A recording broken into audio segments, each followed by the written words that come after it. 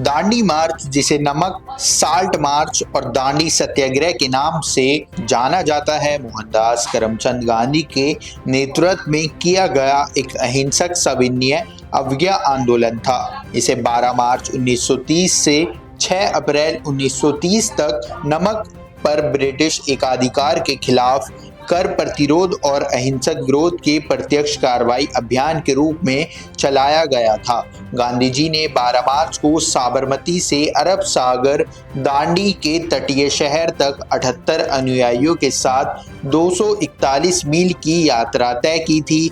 इस यात्रा का उद्देश्य गांधी और उनके समर्थकों द्वारा समुद्र के जल से नमक बनाकर ब्रिटिश नीति की उल्लंघन करना था। दांडी की तर्ज पर भारतीय राष्ट्रवादियों द्वारा बंबई और कराची जैसे तटीय शहरों में नमक बनाने हेतु भीड़ का नेतृत्व किया गया था। सविनय अवज्ञा आंदोलन संपूर्ण देश में फैल गया। जल्द ही लाखों भारतीय इससे शामिल हो गए। ब्रिटिश अधिकारियों ने 60,000 से ज्यादा लोगों को गिरफ्तार किया।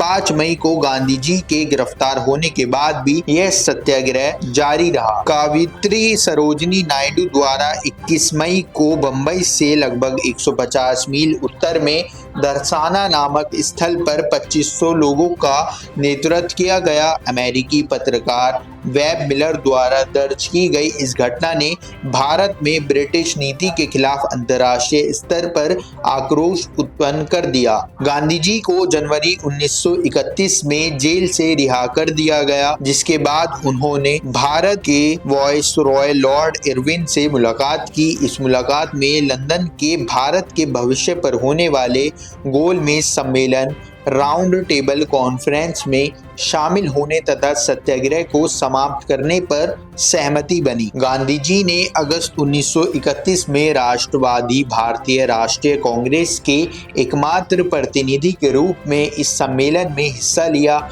यह बैठक निराशाजनक रही, लेकिन ब्रिटिश नेताओं ने गांधी जी को एक ऐसी ताकत के रूप में स्वीकार किया जिसे वे ना तो दबा सकते थे और ना ही अनदेखा कर सकते थे।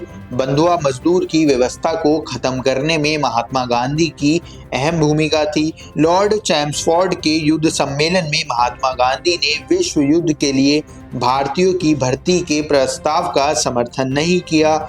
भारतीय लोगों द्वारा नमक कानून तोड़ने के परिणाम स्वरूप भारतीय राष्ट्रीय कांग्रेस को औपनिवेशिक शासकों द्वारा अवैध घोषित कर दिया गया था। वर्ष 1929 की लाहौर कांग्रेस ने कांग्रेस कार्य समिति कांग्रेस वर्किंग कमेटी को करों का भुगतान न करने के साथ ही सविनय अवज्ञा आंदोलन शुरू करने के लिए अधिकृत किया। 26 जनवरी 1930 को स्वतंत्रता दिवस मनाया गया, जिसके अंतर्गत विभिन्न स्थानों पर राष्ट्रीय ध्वज फहराकर देशभक्ति के गीत गाए गए। साबरमती आश्रम में फरवरी 1930 में कांग्रेस कार्य समिति की बैठक में गांधी जी को समय और स्थान का चयन कर सविनय अवज्ञा कार्यक्रम शुरू करने के लिए अधिकृत किया गया। गांधी जी ने भारत के वायसरॉय वर्ष 1926-31 लॉर्ड इरविन को अल्टीमेटम दिया कि अगर उनकी न्यूनतम मांगों को नजरअंदाज किया गया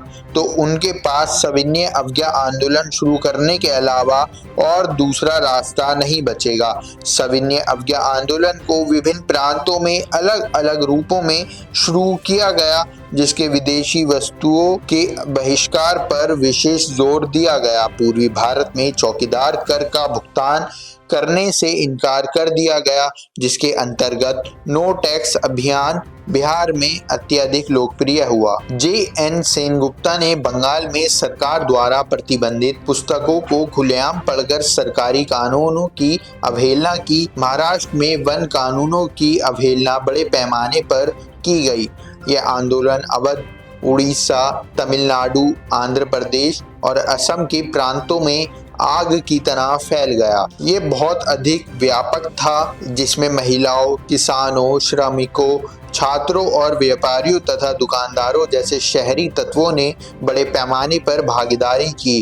अब कांग्रेस ने अखिल भारतीय संगठन का स्वरूप प्राप्त कर लिया था। इस आंदोलन को कस्बों और देहात दोनों में गरीबों तथा अनपढ़ों से जो समर्थन हासिल हुआ वह उल्लेखनीय था।